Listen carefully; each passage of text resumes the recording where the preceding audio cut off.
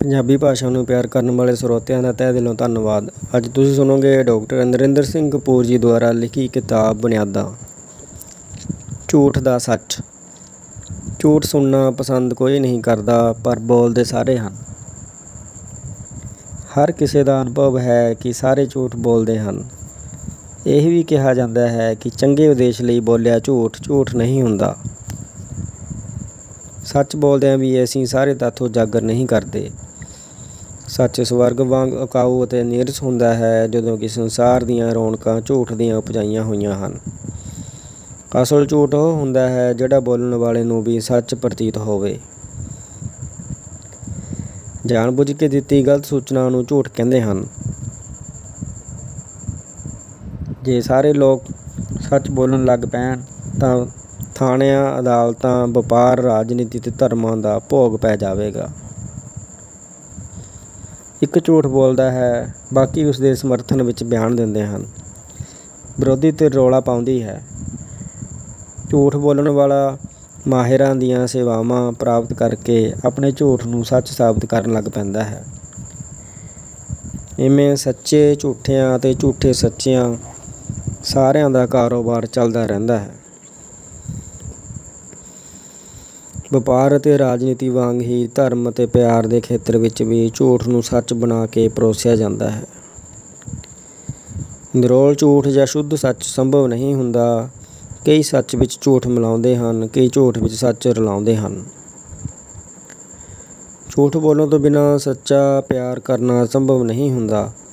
ਜੇ ਪ੍ਰੇਮੀ ਪ੍ਰੇਮਿਕਾ ਦੋਵੇਂ ਇੱਕ ਦੂਜੇ ਬਾਰੇ ਸੱਚ ਬੋਲਣ ਤਾਂ ਉਹਨਾਂ ਦੇ ਪਤੀ ਪਤਨੀ ਬਣਨ ਦੀ ਥਾਂ ਇੱਕ ਦੂਜੇ ਦੇ ਜਾਨੀ ਦੁਸ਼ਮਣ ਬਣਨ ਦਾ ਤੌਖਲਾ ਸਾਕਾਰ ਹੋ ਜਾਵੇਗਾ।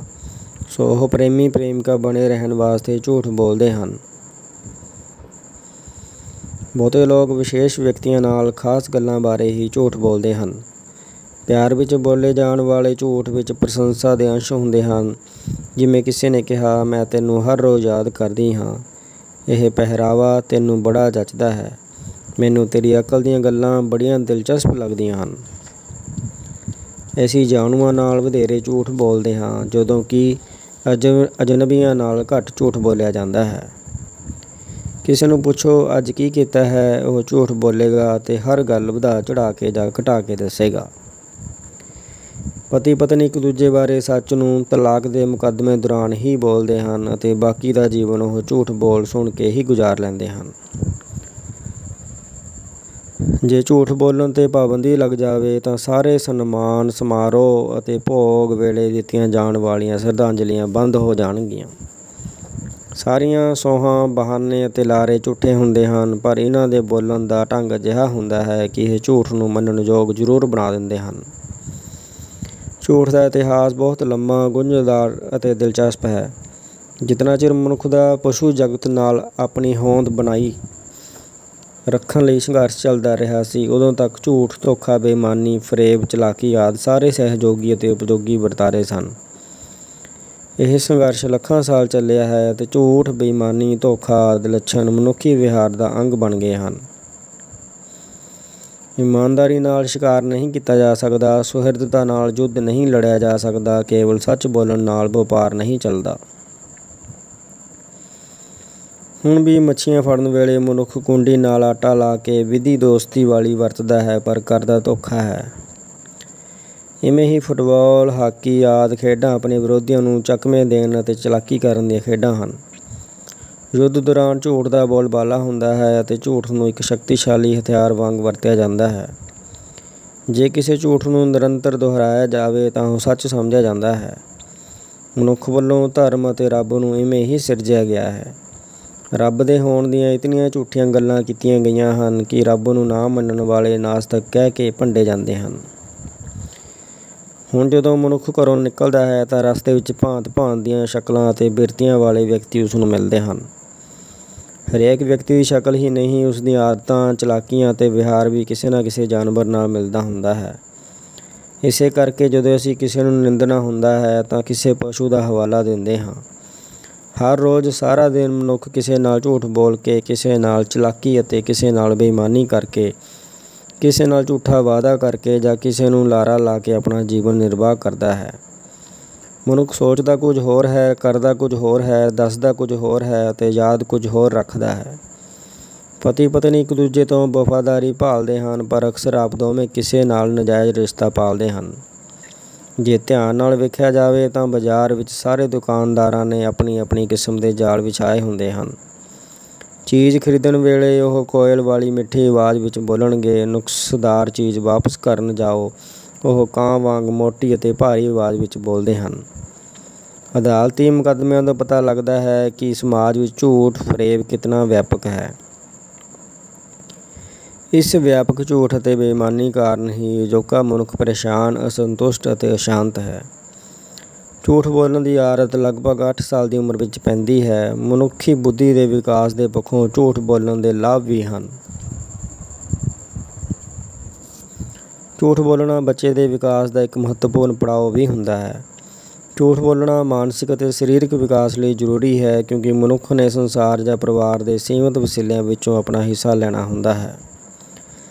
ਇਹ ਹਿੱਸਾ ਮਿਲਦਾ ਨਹੀਂ, ਲੈਣ ਲਈ ਉਪਰਾਲੇ ਕਰਨੇ ਪੈਂਦੇ ਹਨ। ਝੂਠ ਬੋਲਣਾ ਵੀ ਆਪਣੇ ਹਿੱਤਾਂ ਦੀ ਰੱਖਿਆ ਦਾ ਇੱਕ ਉਪਰਾਲਾ ਹੁੰਦਾ ਹੈ। 8 ਸਾਲ ਦੀ ਉਮਰ ਤੋਂ ਪਹਿਲਾਂ ਬੱਚੇ ਨੂੰ ਅਸਲੀ ਨਕਲੀ ਜਾਂ ਆਪਣੀ ਪਰਾਈ, ਚੰਗੀ ਮਾੜੀ, ਸੱਚ ਝੂਠ ਆਦਿ ਦੀ ਸੋਝੀ ਨਹੀਂ ਹੁੰਦੀ।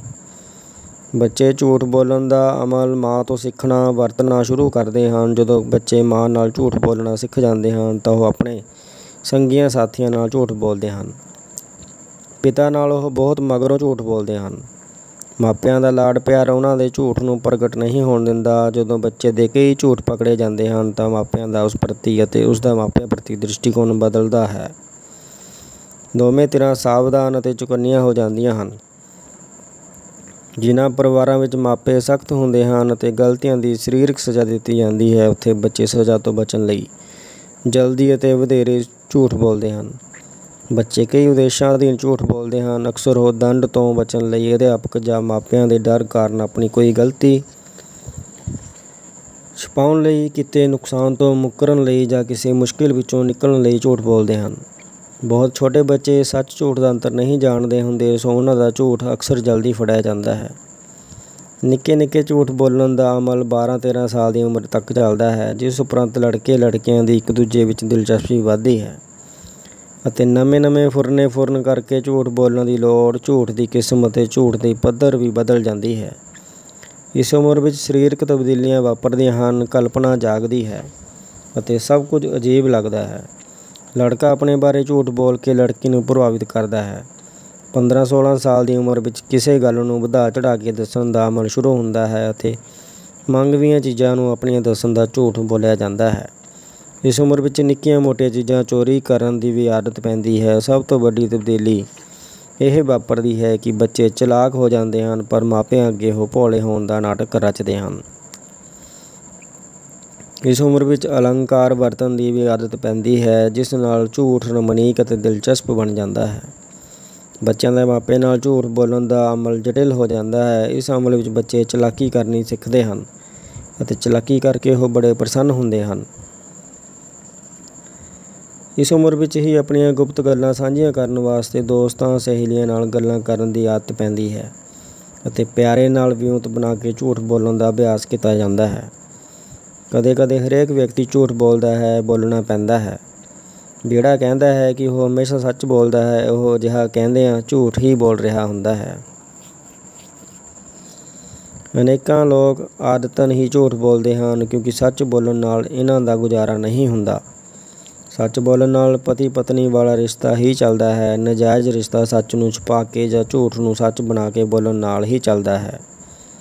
ਹਰ ਥਾਂ ਹਰ ਕੋਈ ਆਪਣੇ ਆਪ ਨੂੰ ਵਿਸ਼ੇਸ਼ ਅਤੇ ਪਤਵੰਤਾ ਸਿੱਧ ਕਰਨਾ ਚਾਹੁੰਦਾ ਹੈ, ਜਦੋਂ ਕਿ ਹੁੰਦਾ ਹਰ ਕੋਈ ਸਧਾਰਨ ਹੀ ਹੈ।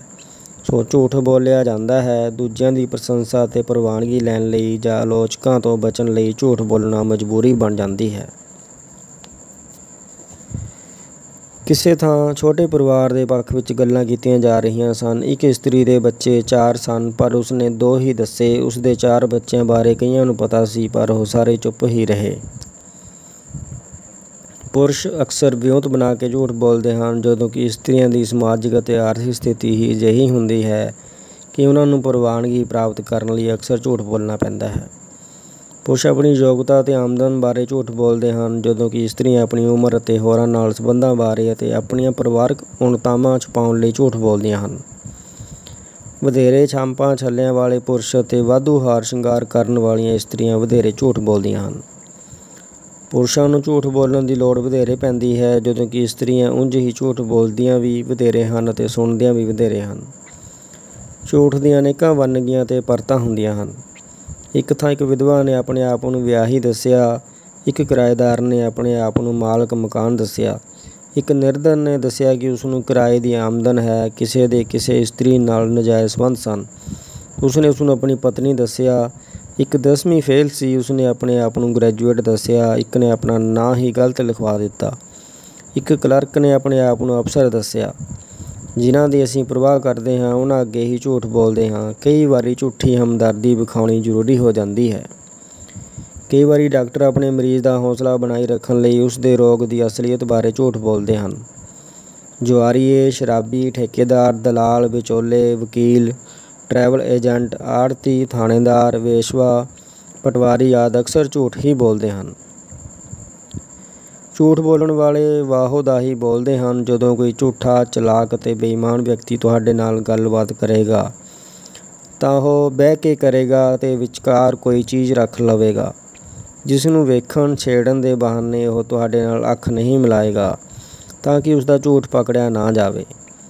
ਜਿਹੜੇ ਬਿਨਾਂ ਲੋੜ ਝੂਠ ਬੋਲਦੇ ਹਨ, ਉਹ ਸਮੱਸਿਆਵਾਂ ਉਪਜਾਉਂਦੇ ਹਨ। ਅਨੇਕਾਂ ਵਿਆਹ ਇਸ ਲਈ ਟੁੱਟਦੇ ਹਨ ਕਿਉਂਕਿ ਰਿਸ਼ਤੇ ਦੀ ਗੱਲਬਾਤ ਦੌਰਾਨ ਯੋਗਤਾ, ਆਮਦਨ ਜਾਂ ਕੁਝ ਲੈਣ ਦੇਣ ਬਾਰੇ ਝੂਠ ਬੋਲਿਆ ਗਿਆ ਹੁੰਦਾ ਹੈ। ਰਿਸ਼ਤਾ ਕਰਨ ਸਮੇਂ ਅਕਸਰ ਝੂਠ ਹੀ ਨਹੀਂ ਬੋਲਿਆ ਗਿਆ ਹੁੰਦਾ, ਦੂਜੀ ਧਿਰ ਨੂੰ ਬੁੱਧੂ ਬਣਾਉਣ ਦਾ ਯਤਨ ਵੀ ਕੀਤਾ ਗਿਆ ਹੁੰਦਾ ਹੈ। ਕਈ ਜਿੱਥੇ ਝੂਠ ਬੋਲਣ ਦੀ ਕੋਈ ਲੋੜ ਨਹੀਂ ਹੁੰਦੀ, ਉੱਥੇ ਵੀ ਝੂਠ ਬੋਲਦੇ ਹਨ। ਚਤੁਰ, ਚਲਾਕ ਅਤੇ ਝੂਠੇ ਵਿਅਕਤੀ ਧੀ ਪੁੱਤਰ ਦੇ ਵਿਆਹ ਤੋਂ ਪਹਿਲਾਂ ਵੱਡੀ ਕੋਠੀ ਕਿਰਾਏ 'ਤੇ ਲੈ ਕੇ ਉਸਨੂੰ ਆਪਣੀ ਦੱਸ ਕੇ ਰਿਸ਼ਤਾ ਕਰਦੇ ਹਨ। ਅਜਿਹਾ ਝੂਠ ਪ੍ਰਗਟ ਹੋਣ 'ਤੇ ਝਗੜਾ ਹੋਣਾ ਸੁਭਾਵਿਕ ਹੁੰਦਾ ਹੈ। ਸੱਚ ਬੋਲਣ ਦਾ ਲਾਭ ਇਹ ਹੁੰਦਾ ਹੈ ਕਿ ਇਹ ਬੋਲ ਕੇ ਯਾਦ ਨਹੀਂ ਰੱਖਣਾ ਪੈਂਦਾ ਕਿ ਕੀ ਕਿਹਾ ਸੀ। ਜੇ ਕਿਸੇ ਵੱਲੋਂ ਪੁੱਛਣ 'ਤੇ ਤੁਸੀਂ ਆਪਣੀ ਸਹੀ ਆਮਦਨ ਜਾਂ ਯੋਗਤਾ ਜਾਂ ਉਮਰ ਜਾਂ ਜਾਇਦਾਦ ਜਾਂ ਪਰਿਵਾਰ ਬਾਰੇ ਕੁਝ ਦੱਸੋ ਤਾਂ ਯਾਦ ਨਹੀਂ ਰੱਖਣਾ ਪਏਗਾ ਕਿ ਕੀ ਯੋਗਤਾ ਜਾਂ ਆਮਦਨ ਦੱਸੀ ਸੀ, ਪਰ ਝੂਠ ਬੋਲ ਕੇ ਯਾਦ ਰੱਖਣਾ ਪੈਂਦਾ ਹੈ ਕਿ ਕਿਸ ਨੂੰ ਕੀ ਦੱਸਿਆ ਸੀ। ਕਈ ਇਤਨੇ ਝੂਠੇ ਹੁੰਦੇ ਹਨ ਕਿ ਆਪਣੇ ਜੀਵਤ ਪਿਤਾ ਨੂੰ ਸਵਰਗਵਾਸੀ ਦੱਸਦੇ ਹਨ ਅਤੇ ਬੱਚਿਆਂ ਦੇ ਬਾਪ ਹੋਣ ਦੇ ਬਾਵਜੂਦ ਆਪਣੇ ਆਪ ਨੂੰ ਅਣਵਿਆਹਿਆ ਕਹਿੰਦੇ ਹਨ, ਅਤੇ ਕਈ ਇਮਾਰਤਾਂ ਨੂੰ ਆਪਣੀ ਜਾਇਦਾਦ ਦੱਸਦੇ ਹਨ। ਉਹਨਾਂ ਦੇ ਲਗਭਗ ਹਰ ਝਗੜੇ ਦਾ ਕਾਰਨ ਕੋਈ ਨਾ ਕੋਈ ਝੂਠ ਹੁੰਦਾ ਹੈ। ਜਿਵੇਂ ਹਰ ਕਿਸੇ ਵਿੱਚ ਸੱਚ ਬੋਲਣ ਦੀ ਹਿੰਮਤ ਨਹੀਂ ਹੁੰਦੀ, ਉਵੇਂ ਹੀ ਹਰ ਕਿਸੇ ਵਿੱਚ ਸੱਚ ਸੁਣਨ ਦੀ ਹਿੰਮਤ ਵੀ ਨਹੀਂ ਹੁੰਦੀ। ਪਤੀ ਪਤਨੀ ਦੋਹਾਂ ਨੂੰ ਵਿਆਹ ਤੋਂ ਪਹਿਲੇ ਸਮੇਂ ਦੌਰਾਨ ਇੱਕ ਦੂਜੇ ਦੇ ਸੰਬੰਧਾਂ ਨੂੰ ਫਰੋਲਣ ਦਾ ਯਤਨ ਨਹੀਂ ਕਰਨਾ ਚਾਹੀਦਾ। ਪਤੀ ਅਕਸਰ ਵਿਆਹ ਤੋਂ ਪਹਿਲੇ ਦੇ ਆਪਣੇ ਹੋਰ ਇਸਤਰੀਆਂ ਨਾਲ ਸੰਬੰਧਾਂ ਦੀਆਂ ਡੀਂਗਾਂ ਮਾਰਦੇ ਹਨ, ਪਰ ਪਤਨੀ ਦੇ ਅਜਿਹੇ ਵੇਰਵਿਆਂ ਨੂੰ ਸੁਣਨ ਦੀ ਉਹਨਾਂ ਵਿੱਚ ਸਮਰੱਥਾ ਨਹੀਂ ਹੁੰਦੀ। ਮੇਰੀ ਇੱਕ ਵਿਦਿਆਰਥਣ ਨੇ ਮੈਨੂੰ ਪੁੱਛਿਆ ਸੀ ਕਿ ਕਿਉਂਕਿ ਉਸਦੇ ਪਤੀ ਨੂੰ ਉਸਦੀ ਪੜ੍ਹਾਈ ਦੌਰਾਨ ਆਪਣੇ ਜਮਾਤੀ ਨਾਲ ਸੰਬੰਧਾਂ ਦਾ ਪਤਾ ਤਾਂ ਲੱਗ ਹੀ ਜਾਵੇਗਾ ਕਿ ਉਹ ਆਪ ਹੀ ਦੱਸ ਦੇਵੇ। ਮੈਂ ਉਸਨੂੰ ਦੱਸਣ ਤੋਂ ਵਰਜਿਆ ਸੀ ਅਤੇ ਪੁੱਛਣ 'ਤੇ ਸੰਬੰਧਾਂ ਨੂੰ ਨਾ ਮੰਨਣ ਦਾ ਸੁਝਾਅ ਦਿੱਤਾ ਸੀ, ਕਿਉਂਕਿ ਮੈਂ ਜਾਣਦਾ ਸਾਂ ਕਿ ਜੇ ਉਸਨੇ ਸੱਚ ਬੋਲਿਆ ਉਸਦਾ ਵਿਆਹ ਟੁੱਟ ਜਾਵੇਗਾ। ਕਈ ਵਿਅਕਤੀ ਝੂਠ ਦੇ ਸਹਾਰੇ ਹੀ ਆਪਣਾ ਕਾਰੋਬਾਰ ਚਲਾਉਂਦੇ ਹਨ। ਕਈ ਵਾਰੀ ਪਤਨੀ ਨੂੰ ਵੀ ਪਤਾ ਨਹੀਂ ਹੁੰਦਾ ਕਿ ਉਸਦਾ ਪਤੀ ਕੀ ਕਰਦਾ ਹੈ। ਕਈ ਇਸਤਰੀਆਂ ਆਦਤਨ ਹੀ ਨਜਾਇਜ਼ ਸੰਬੰਧ ਉਸਾਰਦੀਆਂ ਹਨ। ਅਜਿਹੇ ਲੋਕ ਵਧੇਰੇ ਚਿੰਤਾ ਅਤੇ ਪਰੇਸ਼ਾਨੀ ਦਾ ਸ਼ਿਕਾਰ ਹੁੰਦੇ ਹਨ। ਹੁਣ ਸਭ ਤੋਂ ਵੱਧ ਝੂਠ ਨਜਾਇਜ਼ ਕਾਮ ਸੰਬੰਧਾਂ ਬਾਰੇ ਬੋਲੇ ਜਾਂਦੇ ਹਨ। ਆਮੋ ਸਾਹਮਣੇ ਕੀਤੀ ਗੱਲਬਾਤ ਵਿੱਚ ਘੱਟ ਝੂਠ ਬੋਲੇ ਜਾਂਦੇ ਹਨ। ਟੈਲੀਫੋਨ ਨੇ ਹਰ ਕਿਸੇ ਲਈ ਝੂਠ ਬੋਲਣਾ ਸੌਖਾ ਕਰ ਦਿੱਤਾ ਹੈ। ਸਰਕਾਰਾਂ ਪ੍ਰਚਾਰ ਸਾਧਨਾਂ ਨੂੰ ਝੂਠ ਬੋਲਣ ਲਈ ਵਰਤਦੀਆਂ ਹਨ। ਲੋਕ ਸੰਪਰਕ ਮਹਿਕਮਾ ਝੂਠਾ ਪ੍ਰਚਾਰ ਕਰਨ ਲਈ ਹੁੰਦਾ ਹੈ। ਰਾਜਨੀਤੀ ਵਿੱਚ ਸਮੱਸਿਆਵਾਂ ਦੀ ਭਰਮਾਰ ਹੁੰਦੀ ਹੈ, ਸੋ ਅਕਸਰ ਝੂਠ ਬੋਲਿਆ ਜਾਂਦਾ ਹੈ। ਜਦੋਂ ਮਨੋਵਿਗਿਆਨੀ ਨੂੰ ਰੋਗੀ ਦੇ ਵਿਹਾਰ ਦੀ ਕੋਈ ਗੱਲ ਸਮਝ ਨਹੀਂ ਆਉਂਦੀ ਤਾਂ ਉਹ ਵੀ ਕਹਿੰਦਾ ਹੈ, ਇਵੇਂ ਅਕਸਰ ਹੁੰਦਾ ਹੈ। ਝੂਠ ਬੋਲਣਾ ਮਨੁੱਖ ਦੀਆਂ ਬੁਨਿਆਦੀ ਆਦਤਾਂ ਵਿੱਚ ਇੱਕ ਹੈ। ਗੁੱਸੇ ਹੋਣਾ, ਲਾਲਚ ਕਰਨਾ, ਪਿਆਰ, ਨਫ਼ਰਤ ਕਰਨਾ, ਲੜਨਾ ਆਦਿ ਵੀ ਬੁਨਿਆਦੀ ਆਦਤਾਂ ਹਨ। ਸੋ ਝੂਠ ਕਦੇ ਵੀ ਪੂਰੀ ਤਰ੍ਹਾਂ ਅਲੋਪ ਨਹੀਂ ਹੋਵੇਗਾ। ਇਹ ਇੱਕ ਵਿਆਪਕ ਪੱਧਰ ਦਾ ਵਿਹਾਰਕ ਵਿਗਾੜ ਹੈ, ਸੋ ਇਸ ਨੂੰ ਸੁਧਾਰਨ ਦੇ ਯਤਨ ਵੀ ਹਮੇਸ਼ਾ ਹੁੰਦੇ ਰਹਿਣਗੇ। ਧਰਮ ਨੇ ਪਾਪ ਦੇ ਸੰਕਲਪ ਨਾਲ ਸੰਸਾਰ ਨੂੰ ਕੁਝ ਅਤੇ ਭੈੜਾ ਬਣਾ ਦਿੱਤਾ ਹੈ। ਆਪਣੇ ਆਪ ਨੂੰ ਰੱਬ ਦੇ ਨੇੜੇ ਸਮਝਣ ਦੇ ਭਰਮ ਕਾਰਨ ਧਾਰਮਿਕ ਲੋਕ ਵਧੇਰੇ ਝੂਠ ਬੋਲਦੇ ਹਨ। ਉਹ ਹੁੰਦੇ ਪਖੰਡੀ ਹਨ ਪਰ ਦਿਸਦੇ ਸਾਧ ਹਨ।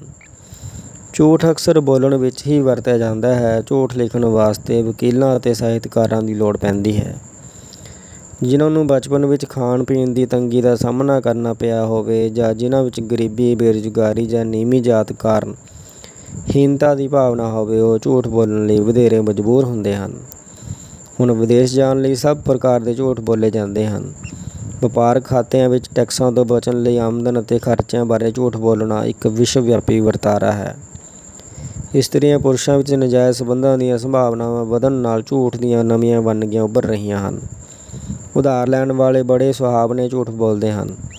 ਆਮਦਨ ਤੋਂ ਵਧੇਰੇ ਖਰਚਣ ਵਾਲਿਆਂ ਨੂੰ ਕਈ ਝੂਠ ਬੋਲਣੇ ਪੈਂਦੇ ਹਨ। ਕਿਸੇ ਵੇਲੇ ਝੂਠ ਬੋਲਣਾ ਨਰਕ ਦਾ ਭਾਗੀ ਬਣਨਾ ਹੁੰਦਾ ਸੀ। ਪੁਰਾਣੇ ਵੇਲਿਆਂ ਵਿੱਚ ਝੂਠ ਬੋਲਣ ਨਾਲ ਰਿਸ਼ਤਾ ਟੁੱਟ ਜਾਂਦਾ ਸੀ, ਸੰਬੰਧ ਵਿਗੜ ਜਾਂਦੇ ਸਨ। ਪਰ ਹੁਣ ਝੂਠ ਬੋਲਣ ਵਾਲੇ ਵੱਲੋਂ ਪਛਤਾਵੇ ਦਾ ਪ੍ਰਗਟਾਵਾ ਕਰਨ 'ਤੇ ਉਸ ਦਾ ਬੋਲਿਆ ਝੂਠ ਨਜ਼ਰਅੰਦਾਜ਼ ਕਰ ਦਿੱਤਾ ਜਾਂਦਾ ਹੈ। ਪੁਰਾਣੇ ਜ਼ਮਾਨੇ ਵਿੱਚ ਸਾਰੇ ਜੀਵਨ ਵਿੱਚ ਕੁਝ ਗਿਣਤੀ ਦੇ ਹੀ ਝੂਠ ਬੋਲੇ ਜਾਂਦੇ ਸਨ, ਜਦੋਂ ਕਿ ਹੁਣ ਹਰ ਰੋਜ਼ ਅਨੇਕਾਂ ਝੂਠ ਬੋਲੇ ਜਾਂਦੇ ਹਨ। ਲੱਗਦਾ ਹੈ ਝੂਠ ਬੋਲਣਾ ਹੁਣ ਹਰਮਨ ਪਿਆਰਾ ਵਰਤਾਰਾ ਹੋ ਗਿਆ ਹੈ। ਭਾਵੇਂ ਝੂਠ ਦੀਆਂ ਕਿਸਮਾਂ ਅਨੇਕਾਂ ਹਨ, ਪਰ ਝੂਠੇ ਵਿਅਕਤੀ ਦੇ ਵਿਹਾਰ ਵਿੱਚ ਵੰਨ ਸੁਵੰਨਤਾ ਨਹੀਂ ਹੁੰਦੀ। ਹੁਣ ਝੂਠ ਆਮ ਕਰਕੇ ਇਵੇਂ ਬੋਲਿਆ ਜਾਂਦਾ ਹੈ ਤਾਂ ਕਿ ਮਗਰੋਂ ਲੋੜ ਪੈਣ 'ਤੇ ਸਹਿਜੇ ਹੀ ਮੁਕਰਿਆ ਜਾ ਸਕੇ। ਲਿਖ ਕੇ ਕੀਤਾ ਇਕਰਾਰਨਾਮਾ ਜਾਂ ਹਲਫੀਆ ਬਿਆਨ ਸਾਨੂੰ ਝੂਠ ਬੋਲਣ ਤੋਂ ਅਕਸਰ ਰੋਕਦਾ ਹੈ। ਕੰਪਿਊਟਰਾਂ ਦੀ ਵਿਆਪਕ ਵਰਤੋਂ ਨਾਲ ਸਾਡੇ ਝੂਠ ਫੜੇ ਜਾਣ ਦੀ ਸੰਭਾਵਨਾਵਾਂ ਵੱਧ ਗਈਆਂ ਹਨ, ਪਰ ਮਨੁੱਖ ਇਤਨਾ ਚਤੁਰ ਹੋ ਗਿਆ ਹੈ ਕਿ ਉਹ ਸੁਚੇਤ ਵਕੀਲਾਂ ਵਾਂਗ ਲੋੜ ਪੂਰੀ ਕਰਨ ਵਾਸਤੇ ਸੱਚ ਨੂੰ ਝੂਠ ਅਤੇ ਝੂਠ ਨੂੰ ਸੱਚ ਬਣਾਉਣ ਵਿੱਚ ਦੇਰ ਨਹੀਂ ਲਾਉਂਦਾ।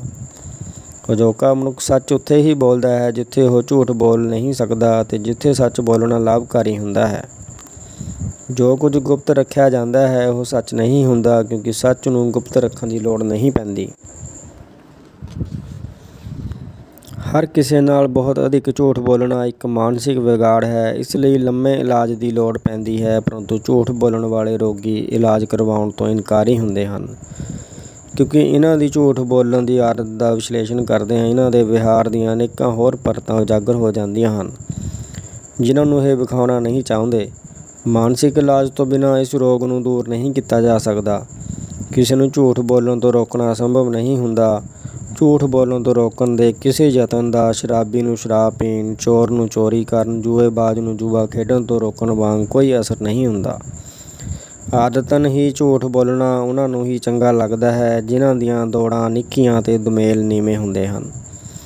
ਕਿਸੇ ਸੰਸਥਾ ਵਿੱਚ ਕਿਸੇ ਦਾ ਨਾਂ ਹੀ ਝੂਠਾ ਪੈ ਜਾਣਾ ਬੜੀ ਵੱਡੀ ਬੇਇੱਜ਼ਤੀ ਹੁੰਦੀ ਹੈ।